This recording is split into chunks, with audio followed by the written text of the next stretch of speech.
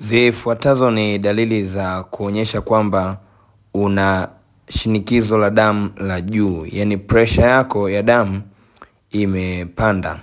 Cha kwanza kabisa ni frequent urination au kukojoa kwa mara kwa Kiswahili. Ukiona unakojoa mara kwa mara, manake wewe una dalili zote za kuwa na shinikizo la damu la juu.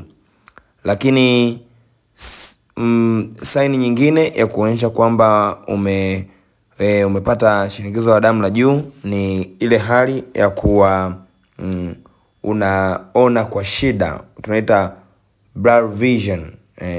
Unakuwa unaona kwa shida. Lakini sababu nyingine inaweza kukuonyesha kwamba hapa nitakuwa nimepata shinikizo la damu la juu ni pale unapokuwa unakauka mdomo unakauka mara kwa mara. Kwa hiyo inaweza ikawa ni sababu ya kuonyesha kwamba umepata shinikizo la damu. Hivyo tuwe na tabia ya kupima mara kwa mara ili kujua kwamba tuko sawa au hatuko sawa. Lakini pia somo linalofuata tutafundishana ni vitu gani inabidi uvifanye ili kupambana na mashinikizo ya damu kuwa juu. Yani hizi changamoto za pressure kupanda uweze kupambana nazo kwa namna gani. Karibu tena, usiache kusubscribe.